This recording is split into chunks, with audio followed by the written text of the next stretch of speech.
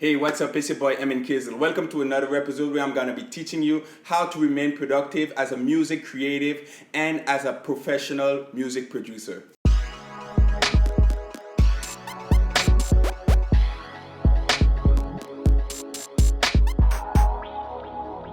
Before we get into this, make sure you subscribe to the channel because every week I'm sharing tips for artists, musicians, and professionals across the world.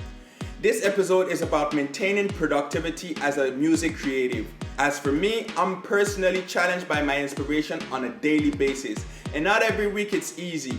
Sometimes I have literally no inspiration at all, so it's very difficult to create a song and it's very difficult to actually make music. So I'm going to be sharing with you a couple of practices that I've developed over the time to allow me to maintain a certain amount of productivity and to maintain a certain amount of consistency in my work as a music producer. I hope these tips help you in your journey. The first tip that I have to tell every artist and professional is to get your own gear. You don't want to be dependent on any music studio. You don't want to be dependent on any other professional. Owning your own gear allows you to get the freedom of time and the freedom of inspiration. You can record in the morning, you can record in the afternoon. It's really up to you. I mean, you can just get a microphone, a sound card, a computer, and a monitor for less than $300. I mean, today there's a large choice of equipment that we can choose from, whether that be super cheap or super expensive. It all depends on what your use is. Is it for blueprints or grasping ideas until you go to a main studio? Or is it for creating a real professional sound that you can actually finish right at home? And try to find the appropriate gear that might fit into your workflow. Saving your work is the most important. You need to have a backup drive, you need to have USB keys, you need to have everything on the cloud. Nowadays, it's totally possible with Google Drive or with WeTransfer and all those things to actually have information backed up on the cloud. What I mean by saying this is that you would like to have all the songs that you've created so that when the time is right, you can release them. This means whether that be bits and pieces of songs, you actually have them and you actually can work on them on a later time. This also helps you create a catalog in the case where you will never run out of music because you're able to release music. Even if it's 2 years or 3 years old, you still have it and it's ready to go.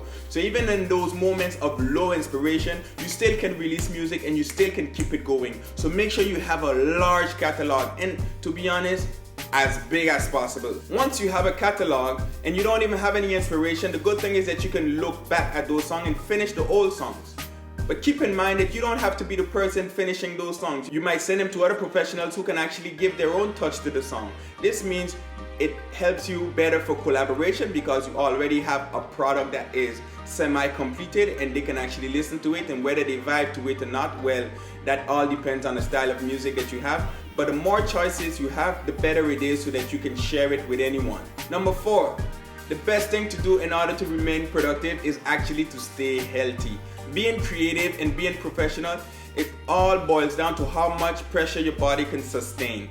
This means if you're just going hard at it every single day and you don't get any sleep and you're working all day, all night, well, basically you will end up at a point where you will crash, and that will be a hard one that you might never get back up from. So the point of this message is to create a healthy and balanced lifestyle that allows you to have inspiration, but that doesn't take away your sleep or take away your health. Make sure you eat good, you sleep good, you take some rest, and sometimes it's good to get out, get in the outdoors a little bit. Flex your mind and clear your mind. By the time you get back to the music, you will have a more fresher and a better approach to completing those songs. Last but not least, my tip for you today would be to actually get out and meet new people. Often on, it's not about you relating your stories to other people, it's more about listening to what others have to say. I personally love to go out to bars. That's what we said in the previous videos. You go out to bars, you meet people, but you take the time to actually listen to what they have to say. So many stories out there interesting that you may want to hear. So it's good for you to just go out and just lend an ear to someone who might be in need. That will get your inspiration right back up so that you can make more music.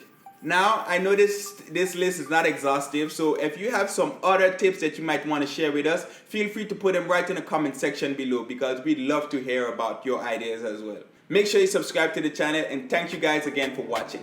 Let's go! Bow!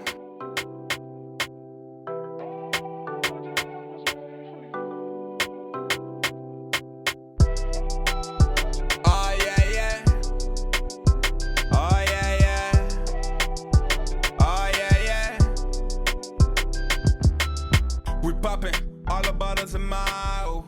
Fuck it.